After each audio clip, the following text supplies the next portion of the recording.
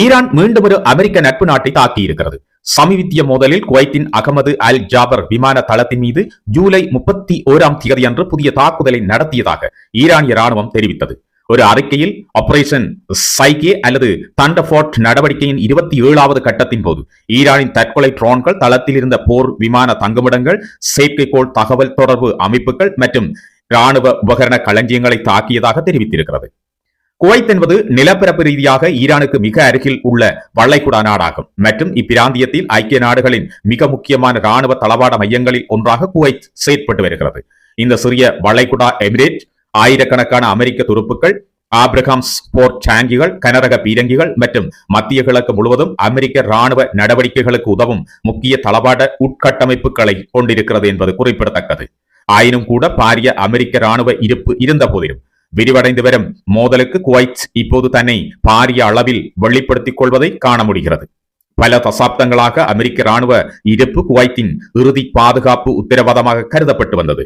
இது 1991 வளைகுடா போரின் போது குவைத்தை விடுவித்த கூட்டணியை வாஷிங்டன் வழிநடத்திய பின்னர் உருவாக்கப்பட்ட ஒரு பாரம்பரியமாகும். ஆனால் ஈரானிய தாக்குதல்கள் தொடர்வதால் அந்த பாதுகாப்பு உணர்வு கடுமையாக இப்பொழுது சோதிக்கப்படுகிறது. உள்ளே நடக்கும் விவாதங்களை நன்கு அறிந்த அமெரிக்க அதிகாரிகளை மேற்கோள் காட்டி வால் ஸ்ட்ரீட் ஜேர்னல் கூற்றுப்படி குவைத்தில் உள்ள தனது நீண்டகால ராணுவ தடத்தின் அளவை வாஷிங்டன் இப்போது மறு பரிசீலனை செய்து வருகிறது என்று செய்தி வெளியிட்டிருக்கிறது. அதே நேரத்தில் குவைத் தலைவர்கள் அமெரிக்க ஆதரவின் உறுதியான உத்தரவாதங்களை தொடர்ந்து கோரி வருகின்றார்கள் என்றும் தெரிவிக்கப்படுகிறது. சக்தி வாய்ந்த நிலையங்கள், நன்னீராக்க வசதிகள், சர்வதேச விமான நிலையம் மற்றும் பாரசீக வளைகுடாவை ஒட்டியுள்ள துறைமுகங்கள் உட்பட குவைத் முழுவதும் நூற்றுக்கணக்கான ஏவுகணைகளையும் ட்ரோன்களையும் தான் ஏவியதாக ஈரான் உறுதி செய்கிறது.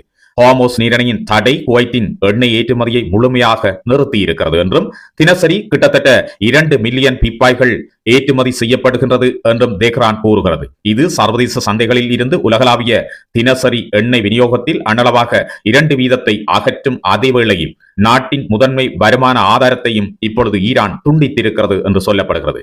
தொடர்ச்சியான தாக்குதல்கள் இருந்த போதிலும் அவசரகால பாதுகாப்பு மற்றும் காப்பு சக்தி மற்றும் நீர் திறனை நம்பியிருப்பதன் மூலம் அத்தியாவசிய சேவைகள் தொடர்ந்து இயங்க வைப்பதற்கு குவைத் நிர்வகிக்கிறது. ஆனால் ஈரானுடன் நேரடியாக மோதாமலேயே நாட்டின் முக்கியமான குடிமக்களினுடைய உட்கட்டமைப்பின் பலவீனத்தை வெளிப்படுத்தியுள்ளது மற்றும் பல தசாப்தங்களாக நெருங்கிய அமெரிக்க குவைத் பாதுகாப்பு ஒத்துழைப்பு வளைகுடா நாட்டை பாரிய பிராந்திய போரிலிருந்து பாதுகாக்க போதுமானதா என்பது பற்றிய புதிய கேள்விகளையும் எழுப்பியிருக்கிறது. மோதல்கள் விரிவடையும் போது குவைத் இனி வாஷிங்டனின் மூலோபாய நட்பு நாடு மட்டுமல்ல, இது மோதலின் மிகவும் தாக்கப்படும் முன்னணி நாடுகளில் ஒன்றாகவும் மாறி வருகின்றது. குவைத்தில் உள்ள ஒரு சீன நிறுவனத்திற்கு சொந்தமான கட்டிடத்தின் மீது ஈரானிய ஏவுகணை ஒன்று இன்று தாக்கி இருக்கிறது. இதில் ஒரு தொழிலாளி கொல்லப்பட்டார் மற்றும் இந்த போர் இனி அமெரிக்க மற்றும் ஈரானுக்கு மட்டுமே என்று எல்லையிடப்படவில்லை என்ற சந்தேகத்தை எழுப்புகிறது. ஜோர்தான் தனது பிராந்தியத்தை நோக்கி செல்லும் 5 ஈரானிய பாலிஸ்டிக் ஏவுகணைகளை தடுத்ததாக கூறி சில மணி நேரங்களிலேயே இந்த தாக்குதல் சம்பவம் குவைத்தில் நடந்திருக்கிறது. குவைத்தினுடைய பாதுகாப்பு அமைச்சகம் ஒரு அறிக்கையில் கொடூரமான ஈரானிய ஆக்கிரமிப்பு நாட்டின் வடக்கில் உள்ள ஒரு சீன நிறுவனத்திற்கு சொந்தமான கட்டிடத்தை குறிவைத்தது. இதன் விளைவாக ஒரு தொழிலாளி இறந்த மற்றும் கட்டிடத்திற்கு மிக கடுமையான பொருட்சேதம் ஏற்பட்டது என்றும் அந்த அறிக்கையில் பதிவிட்டிருக்கிறது. அண்மைய மோதல் ஈரான் மீதான புதிய சுற்று தாக்குதல்களை அமெரிக்கா தொடர்ந்து வருகிறது. மேலும் அமெரிக்கா இதை பதிலடி நடவடிக்கை என்றும் அழைக்கிறது. கட்டளை மையங்கள், ஏவுகணை மற்றும் ட்ரோன் வசதிகள் மற்றும் கடலோர பாதுகாப்பு தளங்கள் உட்பட ஈரானின் புரட்சிகர காவல் படையுடன் தொடர்புபட்ட பல இலக்குகள் மீது கடுமையான தாக்குதல்களை தொடங்கியதாக வாஷிங்டன் கூறுகிறது. ஜோர்தானில் உள்ள அமெரிக்க ராணுவ தளம் மீது ஈரான் முன்பு இலக்கு வைத்ததை தொடர்ந்து இந்த தாக்குதல்கள் நடத்தப்பட்டு வருகின்றன. இது ஈரான் மிக கடுமையாக தாக்கப்படும் என்று டொனால்ட் ட்ரம்ப் எச்சரித்ததை தொடர்ந்து ஆரம்பித்திருக்கிறது. அமெரிக்காவினுடைய குண்டுவீச்சு நாட்டிற்குள்ளும் உயிர் சேதத்தை ஏற்படுத்தியதாக ஈரான் கூறுகிறது. மூலோபாய ரீதியாக முக்கியமான ஹார்மோஸ் நீரிணையில் அமைந்துள்ள ஹெம்ஸ் தீவில் 3 பேர் கொல்லப்பட்டதாகவும் மற்றும் 2 காயமடைந்ததாகவும் மாநில ஊடகங்கள் செய்தி வெளியிட்டிருக்கின்றன. அதற்கு பதிலளிக்கும் விதமாக ஈரானின் இஸ்லாமிய புரட்சிகர காவல் படை IRGC அமெரிக்க படைகளை வழிநடத்தும் ஜோர்தானின் அல் அஸ்டாக் விமான தளத்தின் மீது பாலிஸ்டிக் ஏவுகணைகளை ஏவியதாக கூறுகிறது.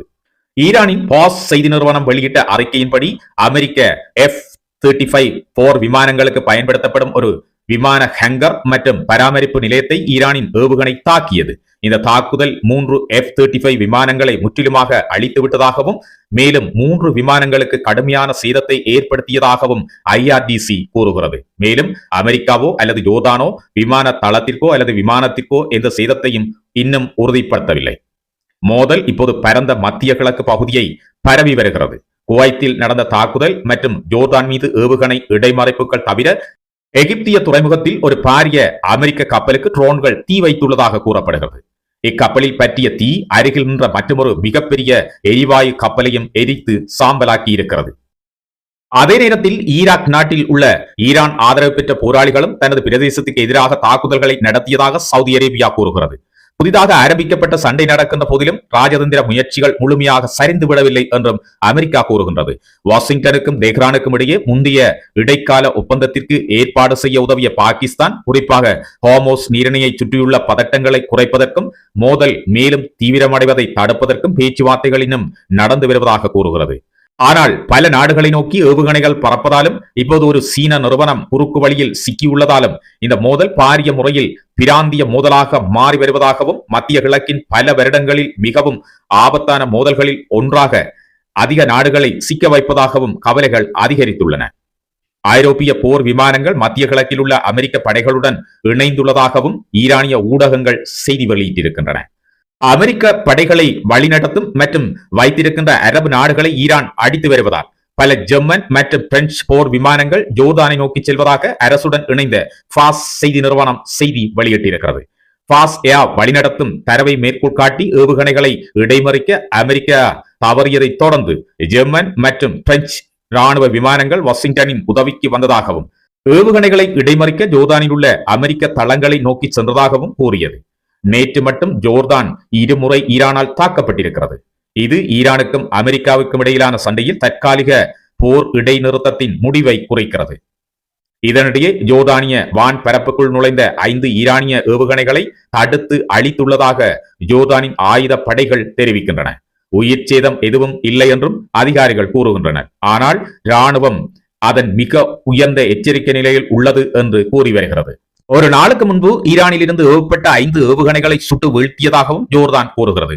ஜோர்தானின் வான்வெளி இப்போது இந்த மோதலின் நடுவில் எவ்வாறு தொடர்ந்து சிக்கப்படுகிறது என்பதை இந்த காட்சிகள் எடுத்து காட்டுகின்றது.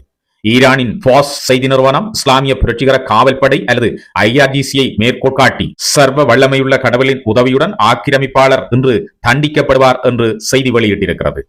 ஈரான் மீது சக்தி வாய்ந்த இரவு நேர தாக்குதல்களை தான் நடத்தியதாக அமெரிக்கா அறிவித்த சில மணி நேரங்களிலேயே இந்த அறிக்கை வெளிவந்திருக்கிறது. அறிக்கைகளின்படி ஹேஸ், இசேஷ், பந்தர் அப்பாஸ், அபதான் மற்றும் புஷர் ஆகிய இடங்களில் வெடிப்புகள் கேட்டதாக கூறப்படுகிறது. இது அமெரிக்க நடவடிக்கை தெற்கு ஈரான் முழுவதும் பல இடங்களை குறிவைத்ததை குறிக்கிறது. IRGC-யின் எச்சரிக்கையானது வரவிருக்கும் மணி நேரங்களில் மோதல் மேலும் தீவிரமடையக்கூடும் என்ற கவலையை எழுப்பி தெஹ்ரான் மற்றொரு சுற்று பதிலடிக்கு தயாராகி வருவதாக கூறுகிறது.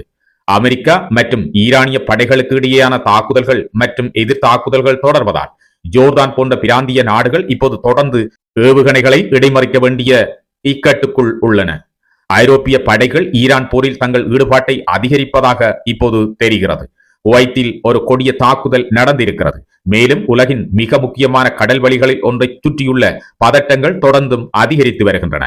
இது ஒரு பிராந்திய மோதலாகவே இருக்கின்றதா அல்லது இன்னும் விரிவடைகின்றதா என்பதை தீர்மானிப்பதில் வரவிருக்கும் நாட்கள் மிக முக்கியமானதாக இருக்கலாம் என்று நம்பப்படுகிறது. இவை இன்றைய உலக விவர செய்தி தொகுப்பு. இதுபோன்ற மிக முக்கிய உலக விவர செய்திகளை அறிந்து கொள்ள உலக விவர சேனலை சப்ஸ்கிரைப் பண்ணி இந்த பெல் ஐக்கனை கிளிக் பண்ணி நம்மோடு தொடர்ச்சியாக இணைந்திருங்கள். வீடியோ பிடிச்சிருந்தா லைக் பண்ணுங்க. மேலும் வீடியோ தொடர்பான உங்களுடைய கருத்துக்களை பதிவிடுங்க. தொடர்ந்தும் உலக விவர சேனலுக்கு ஆதரவளித்து வருகின்ற அனைத்து அன்புள்ளவங்களுக்கும் எனது நன்றிகள். மீண்டும் நாளை மாலை இதே நேரம் ஒரு புதிய உலக விவர செய்தி தொகுப்போடு உங்கள் அனைவரையும் சந்திக்கிறேன். வணக்கம்.